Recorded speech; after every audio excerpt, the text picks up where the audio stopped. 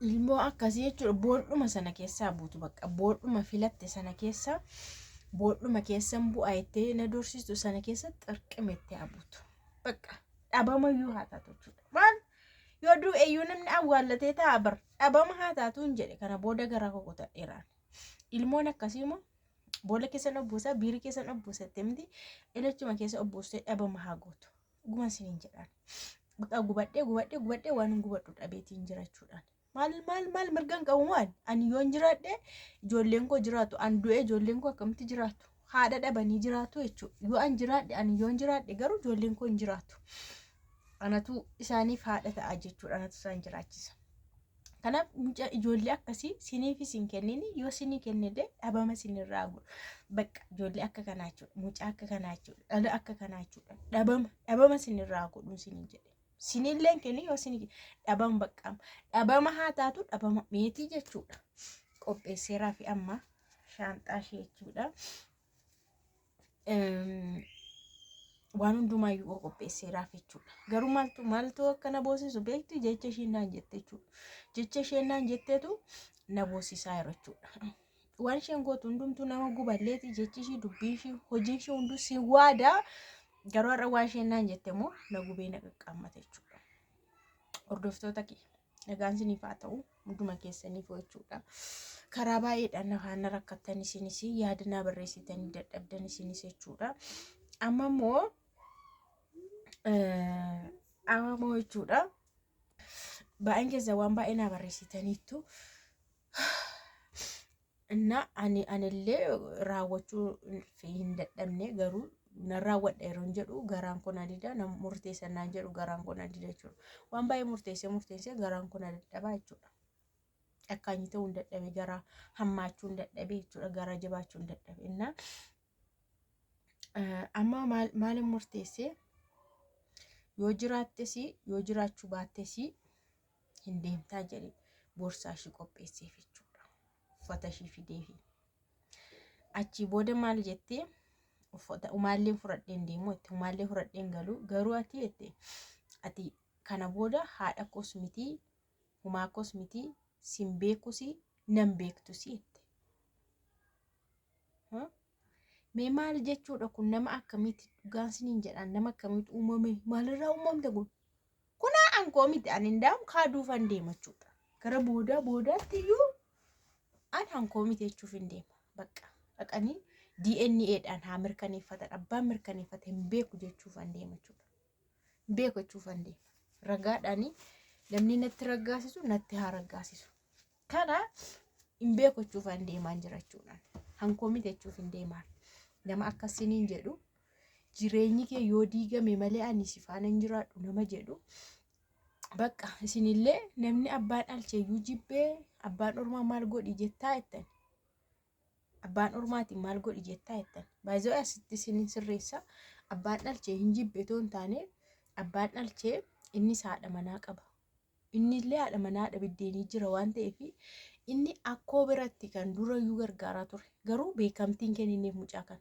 haadha isaa jalatti guddisaa ture haadha isaa jalatti kan haga ammaa barsiise kan haga ammaa jiraachise isuma haadha isaa jalatti jechuudha akkoo haadha kan isaa jalatti beekamtii garuu hin kennineefi innis mana isaatti illee fudhannee beektu akkuma asii goolii bixi innis yoo fudhate innis manni isaan diigama jireenyi isaan diigama kanaaf jecha obboloonni isaa mari'atanii akkoonsaas mucaan kan keenya asumaatis asumatti haa guddattu jedhanii bakka akka isheen isatti illee maxxanne isatti illee dhaqne abbaatti illee dhaqne godhanii mucaa kana guddisanii jechuudha maaliif jireenyi isaa sana seef gochuu jedhaniitu jechuudha malee inni mucattii kana hin jibbee mitaan koomitis jedhee miti sinii galee sin sirreessee ramte ammoo baay'een keessanii kan abbaan dhalche jibbee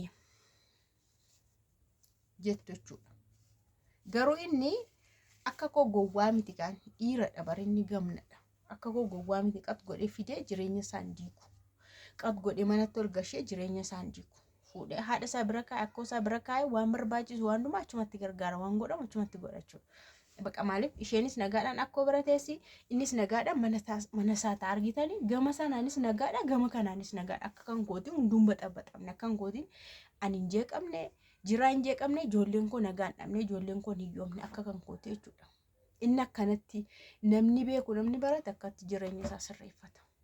Ammas inni osoo shan tole jettee kunoo akkoo shiifaa dhufanii fudhatanii deemaniiru ta'e inni achumatti waan barbaade godha. Sinii galeera amma oddooma kana taa'uufi jiraan ijumaan argaashi jibbe malee waan biraa miti. Nama tokko yeroo jibbitu waan inni fayyadamullee waan inni nyaatullee si aarsa jechuudha. Namuma sana yeroo jibbitu. Isin amma baay'een keessanii hammam nyaatti sana miti dhugaan dubbachuudha. Waa'ee nyaata akkas gadi garaatti nyaatanii hagan sana miti. Bakka ittiin arguun barbaadu mucattuma jibbe. Ilma jibba malee biddeenii isheedhaaf jedheen qophaa'u isheedhaaf jedhee miti. Bakka shuma maaliif akka ta'e hin beeku itti lakkafame ta'e hin beeku arguma ishee jibba shuma arguu jibbachuu. Kanaaf mucatti akka kanaa jechuudha xarradamtuu anu jibbeera baram. Mucaa xarradamtuu akka kanaa anu jibbeera. Bakka anillee wal'aansoo faana qabee sossobee. Amma ergi mana faana beeti ijoollee isaan kun miidhamoodhe gorsee ijoollee miti bara wandumaa beekti warri kanaa miti kan warri keenya heeruman abbaate waan wallaalte anaaf jiraan adda adda akka teenyu kan barte isa kaan hin wallaalte jechuu adda adda akka nun teenyu barbaaddi bara adda adda akka nun teenyee innis jiru mataa isaa jiraate innis jireenya mataa keenya jiraannu barbaaddi kun amma nama wallaalaadha ijoollee dheetture wallaalaa tokko iyyuu miti jechuudha amma mataadhaan seenti boolla sana keessa jechuudha yeroo deemtu.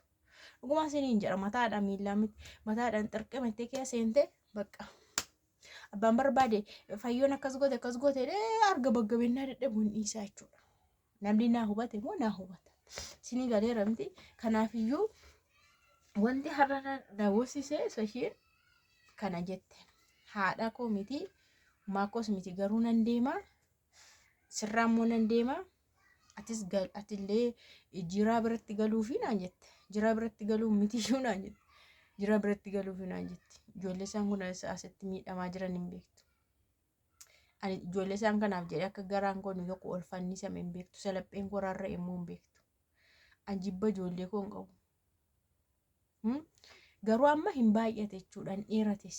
Ani amma guyyuma tokko lama baay'ate lama jedhee tan hin deeme malee zalaaqee amma kana taa'uuf miti. Dhuguma siniin jedha. Na kaleessa jechuudha kaleessa natti fakkaata kaleessa dhufeen jechuudha mana dhufeen ilaaluu yeroo dhufu mannis qulfiidha. Warra ollaa gaafannaan immoo ijoollee fuudhee deemee haasofsiisuu deeme nutti fakkaata jedhan. Haasofsiisuu deeme nutti fakkaata jedhan kaleessa. Kaleessa illee jiraan illee viidiyoo illee waraabne dhugaa dubbachuudha. Viidiyoo iyyuu maayyuu hin gadhiisne YouTube irrattis. Naan illee viidiyoo isaas eegee nan dhabee achis yeroo dhaqumoo mana deemeen ture jechuudha. Deemee maaluma keessa jiru dhaqeen ilaaladhee yeroo dhaqu hin jiranii gaafannaan immoo haasofsiisuma deema malee isa deema ijoollee fuudhee deemeera jedhani gara galgalaa ture. Innaa anillee dhaqeen ture jechuudha ilaaluudhaaf ijoollee achi booda achi deebi'ee kana murteessa jechuudha murtee kana murteessa. Amma uffata ishiillee fidee fi maal godhee fi shaanxaa ishiillee sirriitti qopheessee fi jira jechuudha ciggodha. Waan asii qabdu hundumaa shaanxaa ishiillee akka kanatti qopheessee fi jira jechuudha. Gadi baatee jirti amma jechuudha. Aariidhuma kana isa wallollee sitti mana namaatti wajjin wallolleetu akkasnaan jettee jaruma biratti jechuudha warra inni bira dhufe sana. Biratti akkasnaan jettee isaanuu baay'ee tokko ajaa'ibsiifatan jechuudha. Baay'ee tokko jechuudha mucattiin baay'ee mataa jabaatti kuni jireenyuma kee digdii jedhan. Amma ijoolleen lamaan sana si wayyaasumaafuu wanta mata jabeettii kanarra dhugaa dubbachuudha bakka jedhan mucattiin mata jabeettiin kun borumaafiyyuu isheen kuni siilleen abboomamtu maallee siin gootu ijoollee warra nagaa sana guddifadhuudhaan. Ijoollee warra xixiqqoo dhiistee dhuftee dhaqitee isheen qat godhi gashii waan barbaadde haa gootu obbee itti maayyoo of hin gootu jedhanii sobdee si doorsisti malee waa tokko illee of hin gootu namni namatti himee miti kana waa of godhu isheenis isaa teeknikii itti waan arge kana miidiyaa irraa geessee barteetti nutti fakkaataa jedhan isaan waan tokko maa tokko illee qos tokko illee of hin gootu xirriggoo gashiiti sabooda ijoollee keetti deebii jireenya kee sirreeffadhu waan sirrattu sirreeffadhu mana kee sirreeffadhu jireenya kee jiraadhu naan jedhan jarrillee dhugumas ani yeroo yaadu dhugumadha. Feetu qilee haaseentu feetu mataadhaan achi keessa haaseentu yeroo sana tagalaaggale hundumtu jechuudha. gama hundaanuu cinqiin hin jiru jechuudha. Yoo teesse immoo teesse barumsa ishiitti deebite achittis wanti irraa dhaabbatu hin jiru.